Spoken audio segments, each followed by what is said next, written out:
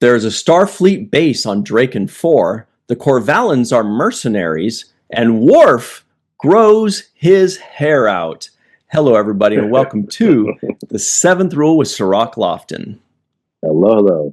My name is Ryan T. Husk, and today we're doing a review of Star Trek The Next Generation, Season 6, Episode 14. We're kicking off the second half of Season 6 with the episode Face of the Enemy, story by Renee Echevarria, teleplay by Naren Shankar, directed by, we remember her, Gabrielle Beaumont. This was February 6th, 1993. Where were you? How you doing today, Sirach Lofton? Wonderful. Blessed. Thank you. February 6th feels like some kind of famous day or holiday, is it? It feels like it's a thing. It's like... No.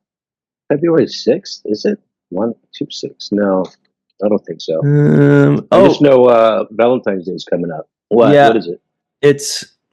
It's National Frozen Yogurt Day. It's Bubblegum Day. Bubblegum Day. Every day has a day associated with you. It's got another one that I'm not going to say. Uh-oh. I'll just text it to you. I don't know how this is an actual thing. I'll just send you that. All right. Okay.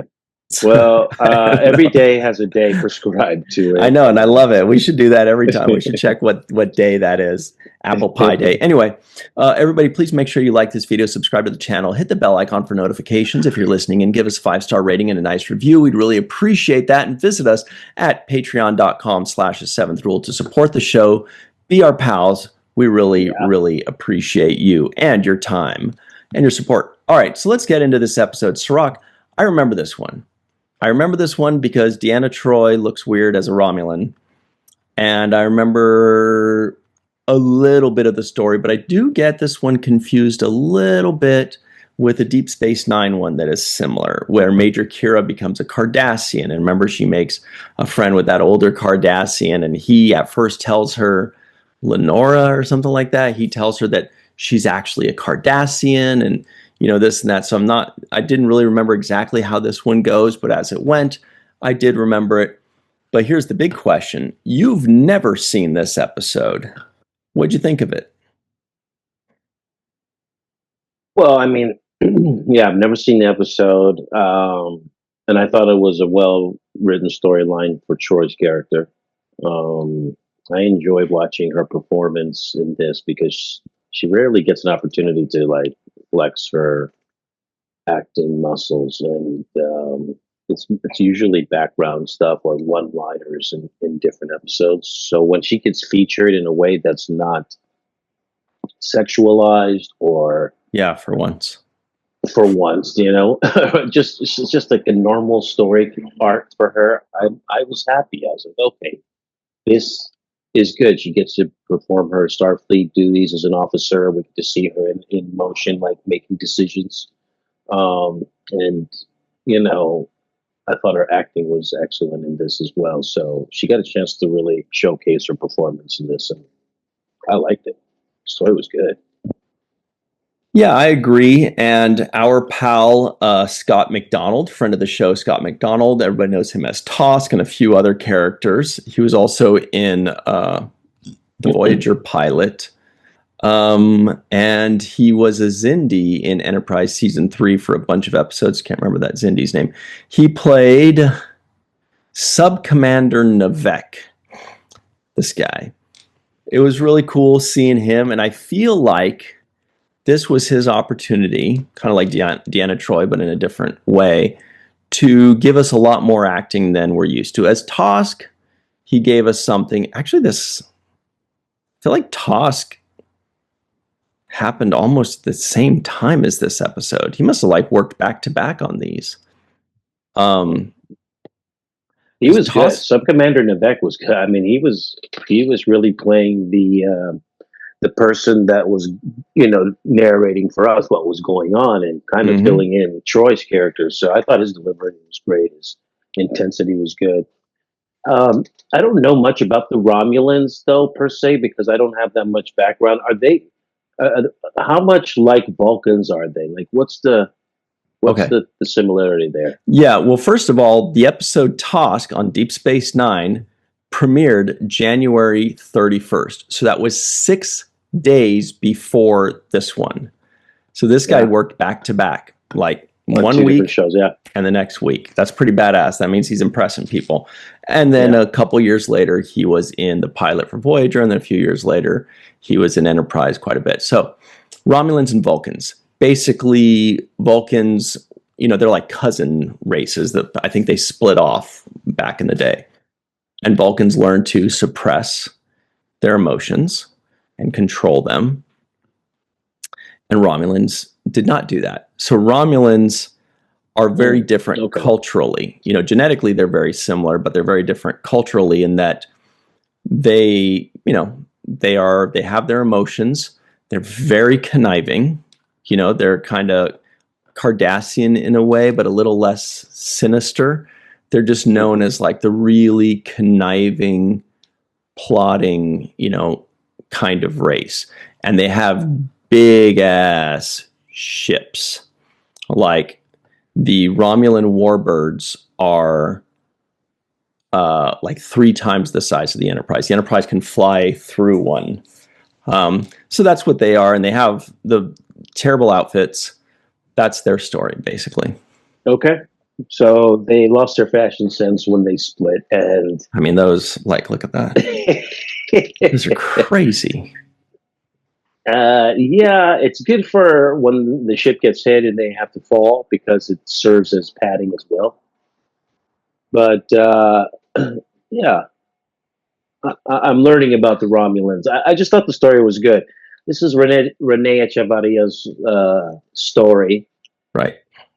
and you can tell it was well written. To me, I thought it had a lot of interesting stuff. It had layers. For example, with the Spock storyline being revamped and kind of brought back into the narrative, that kind of gave me a like, okay, this is where we're at. We're in this kind of mindset of the revolutionary. This is essentially like Spock and his episode, and this episode kind of in congruency with it. This is their version of the Maquis, right? To some degree. Yeah, that's a good point. That's interesting. And we did get a non-appearance mention for Spock, by the way. Nice bring up there. So Yeah. they're kind of like Spock is basically trying to lead a revolution to reunite the Romulans and the Vulcans. And right now they're just kind of like this underground movement. We remember that in the Unification two-parter with Spock and with Pardek, Senator Pardek. So there's this, so there's this underground movement going on where some Vulcans are, a little emotional, and some Romulans are embracing their, the Vulcan sides of things, or their Vulcan cousins. And so whatever it is, they're trying to, take over Romulus in a way, or influence Romulus to bring the people back together. And so I guess this was like these defectors from the evil Romulan Star Empire. And of course, Spock is trying to help that along because they're trying to slowly and eventually and completely overthrow that government in a way. Yeah. And how's that different from the Maquis? Wasn't the Maquis doing something similar? The Maquis, I believe, were formed because there was a non-aggression pact between the Federation and the Cardassians. And so in that non-aggression pact, or that treaty, they had to divide up the planets that were disputed. So like, the Cardassians say, these are our planets. Federation says, these are our planets. And there's, and they have to make a treaty and draw some lines out, which of course we know has happened throughout Earth history. And part of some of those planets in that treaty that went to the Cardassians were actually inhabited by Federation people. So now the Federation people are like, well, hang on a second. Now my home where I grew up is part of Cardassia, part of the Cardassian Empire. So they don't like that. And so now, which of course we know happened, throughout history, where the British or whoever, they just start drawing lines and they go, okay, you guys now belong to this country. And they're like, no, we Yeah, don't. yeah, We do not at all. No.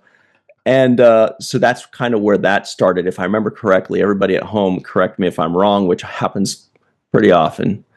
But I think that's where it started. And so those people started rebelling against the Cardassians, saying, look, we don't belong to you. But then also rebelling against the Federation, because they're like, look, you left us here and we refuse to leave our home. And the Federation's like, well, look, sorry, you gotta go because it's part of the treaty. And they're like, no, we don't. So that's kind of, it's different in what caused it, but it's similar in that these are both movements that are happening that isn't wholly on one side or wholly on the other side, yeah. Oh, that gives me a lot of background for that. And so in this instance, you've got Spock leading this, not leading, but helping this kind of revolution take place to overthrow the more tyrannical wing of the Romulan Empire. Mm-hmm. That's what's going on. Okay, that makes sense. I like this episode because I like that you start off with Troi just kind of like you're figuring things out as she is, So it's like right away we're like, okay, what's going on here? Right away you can see that there's like, you recognize her voice, but you get a hint that she's got bumps on her face and a hideous hairdo, right? You start going, wait, what the heck is happening here? Yeah, did you figure it out right away that she was yeah. Romulan? Yeah. Yeah, kind of. It wasn't hidden well. Even though they did make it dark in that opening scene, she's at computer lights or whatever it was, computer lights. We weren't shocked to see that she was a Romulan. We're like, I know, I already saw this. But her facial expression when she looks herself in the mirror and expresses the shock that she sees, I thought was a very good performance-wise. I thought it looked good. She stared herself. She kept focused on her own eyes in the mirror, and she locked in on an expression of horror and shock. So I thought, I enjoyed that opening. Yeah, it was really good, and it was, they followed the school of Sirach Lofton. It was a short opening sequence, right? No need for all this. She wakes up. There's a little bit of suspense, lights. Why isn't this working? She goes to the bathroom, somehow finds it. The lights turn on automatically, and she's like, oh! And then we go to a commercial, and we're like, that's all you need. Like, we know, holy shit, Deanna Troi's a Romulan? What's going on? And then you sit through the Tide commercial or whatever it was back in the 90s, Yeah.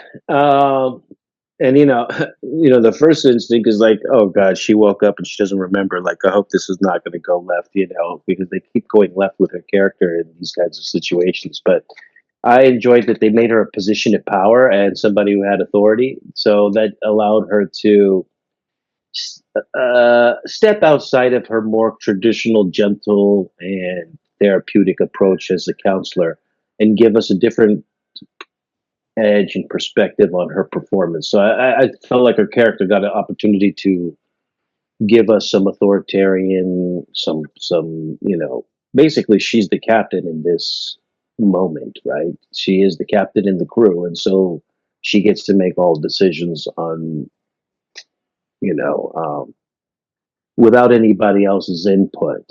So all decisions she makes are final for herself, and that makes her puts her in a position or in a light of a captain. I felt, and I thought she handled it well in that circumstance. Yeah, and it was really, this was a really well written episode because it was very touch and go there. It was like, yes, she was in charge, but barely, kind of in name only. Like if an admiral comes on the ship and Picard's like, okay, well, this is an admiral. If one comes on the Enterprise, I should say. And then if the admiral starts saying things that Picard does not agree with, we, the audience, knows at some point Picard might say, play that order, Mr. Worf. We are not going to do blah, blah, blah, blah, blah, And then the admiral, there's like this weird thing where it's like the admiral's in charge, but only as long as Picard agrees that he should be in charge. You know, if that admiral starts screwing up, Picard's gonna be like, nope, nope, I don't think so. And so there was a lot of that there, and that's why Troi had to bring out the big guns when she's like, all right, guys, if you go against me, you and your families are going to deal with. I mean, she was trying to be a tyrant there, and it worked because they're like, I don't want to get my daughter and my uncle into this. It's kind of messed up. Yeah, and I also want to give a big shout out to the actor that played the Romulan captain in this command. What was Tereth. her name? Tereth? Yeah. Yeah. I thought Tereth was fantastic as well because she was basically providing like the back and forth element for Troy's character, and that back and forth was excellent between the two of them because she had a British accent, right? The I woman don't that played know. her, It was either I think, British or it was one of those things that's called like Mid-Atlantic, or I don't remember what those things are called, but it's kind of like, I couldn't tell. I'd have to listen to it again to try to place it. okay. I felt like it was There some. was something. And I will completely and wholeheartedly agree with you that her performance is very memorable. Very, It was very good. If there's one thing I'm going to take away from this episode, it's going to be her performance, I think. I think like if I don't watch this for 20 years, I'll be like, "Oh yeah, that captain was really good." Or I think they're called commander. But yeah. she was amazing. And it's somebody where you're like, it's got to be hard to walk onto a show again and be like a day player or a guest star and act like you own this place. Act like the one guy that played like the defector walking around in his brown PJs. That's one thing. That's cool. That's hard to do. But she has to come out there and say all this weird Romulan techno babble and act like she owns the set. And I think she killed it. I think she was awesome. Yeah, and because she was very smart in her delivery, in her curiosity, in the way she approached this like suspicious Tal Shiar officer, right? She was very suspicious of her. And I thought she played it almost to a T. It was perfect as far as performance. You could not get better as far as questioning, as far as, the push and pull of when to assert yourself and when to ease back a little bit and play the, I've been owned by an outranking officer.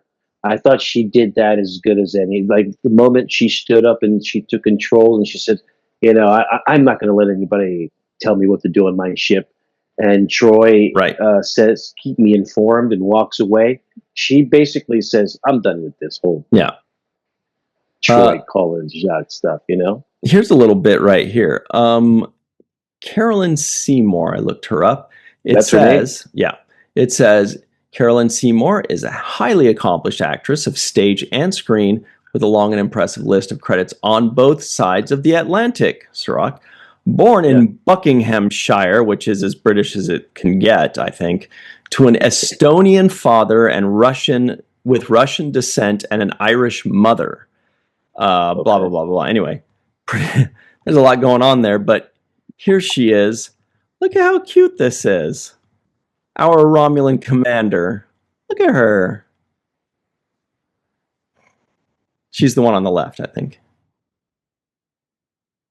Yeah, I'm not a big fan of those outfits. What is that from? It looks like some The movie Ruling Class in 1972 with Peter O'Toole. Yeah, that's Peter O'Toole. Okay. No, she was fantastic in this. I mean, her eyes were engaging. Her facial expressions were fantastic. Her sense of authority, her wielding power, her threats. And she took her time with things. She would stop and think and give like a little reaction and a little smirk. Like she just understood that screen and that the audience will pick up every little tiny bit that you do. We'll get it. We'll pick it up. On stage, you got to act it out. On the screen, just think it, and the audience will see it. And so she killed it. Yeah, I agree with you. She was awesome. A+ from her. Scott McDonald, though, same thing with him. Also great. Same thing with him. I enjoyed his performance as well. Like when in the opening act, he basically gives Troi the rundown. Like, look, this is what's going to happen. You're going to meet this person. You need to not say anything, and this is what you have to do. And she's like, and if I don't, and he's like, look, you don't have a choice if you don't. You're going to pay a severe price if you don't. This thing will cost you your life. I thought that was fantastic. There's some holes in the story that we can talk to in the second half of this, that I think we could pick through a little bit.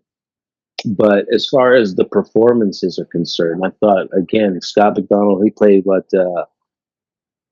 Sub Commander Lavec. Navek, yeah. And he was just amazing as well. I thought he was spot on.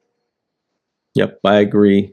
One more thought on Caroline Seymour. She was also in 2 episodes of Voyager as Mrs. Templeton.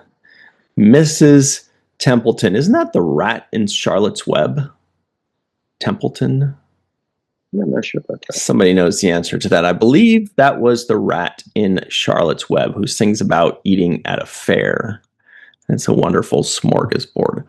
Anyway, so... and let's just, before we cut, I just want to highlight, though, because I wanted to say specifically what she did, because I know it's a general, kind of glaze to say, oh, this is a great performance, you were amazing, but I like to really specify what it was.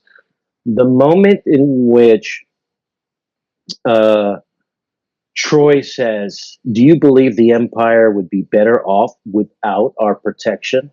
Referring to the Tal Shiar. Pretty good, yeah. And then she had an opportunity, and this what revealed to us that this woman, who was really playing a harsh and abrasive character, like a no-nonsense captain on the ship, she basically says she has a whole morality based out on her storyline. This is why it's well written for this episode. This character is not just a character that pops up and is just like reading off lines and saying, hey, Commander, I'll fire the shots and engage and set course for this. This is a person that's complex. And when you're doing character building and you're an actor, you want to come into the scene knowing background on your character. You want to have an extensive motivation of like, where am I coming from? What's my background? What was my upbringing? What's my socioeconomic status? There's a whole lot of things that could translate into a good performance. And so you want to know as much about the character as you can. And what I felt like the writers for this character did for Caroline was give her something really meaty to sink her character into. She mentions the text between the professor at the academy and says, well, the academy, the professor teaches the difference between the war, the military and the Tal Shiar and the functionalities between them. And I guess she's saying, in the military, we have these, practical real world experiences and a set of rules that we engage by and all of these things. And you guys are outside the law and abrasive without any kind of mercy. And there's no compassion there. I think she was arguing on behalf of compassion to some degree, at least by functionality of the military versus the Tal Shiar. And what gave me that is, hold on one second. I think just give me 1 second. Sorry. Sure. Yeah, I agree with that. Tell you what, why don't we take our break right now? Because it's time for our break. So we'll jump on that. Everybody stick around and I will tell all of you what I thought was kind of a torturous thing. There was one part, Sirach, that was like, it was a little torturous for me, but we'll jump into that on the other side. Everybody stick around. We'll be right back on the 7th Rule. Yeah, sorry about that.